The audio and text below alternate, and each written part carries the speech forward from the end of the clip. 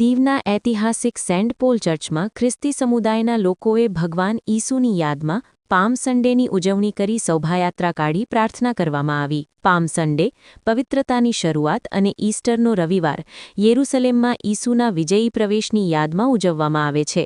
Passion Sunday પણ કહેવાય છે. આ દિવસે ખજૂરની ડાળીઓને આશીર્વાદ આપવામાં આવે છે અને પેશન એટલે કે ઈસુની ધરપકડ, દુઃખ અને ક્રુસિફિકેશનની વાર્તાનું પઠન કરવામાં આવે છે. આ તેમના રાજત્વ અને તેમના અંતિમ બલિદાન બંનેનું પ્રતીક છે.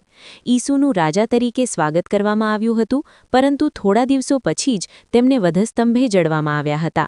દીવના ઐતિહાસિક સેન્ટ પોલ ચર્ચમાં ખ્રિસ્તી સમુદાયના લોકોએ ભગવાન ઈસુની યાદમાં પામ સન્ડેની ઉજવણી કરી શોભાયાત્રા કાઢી પ્રાર્થના કરવામાં આવી. સંવાદદાતા બિપિન બામણિયા, દીવ બ્રેકિંગ ન્યૂઝ, દીવ.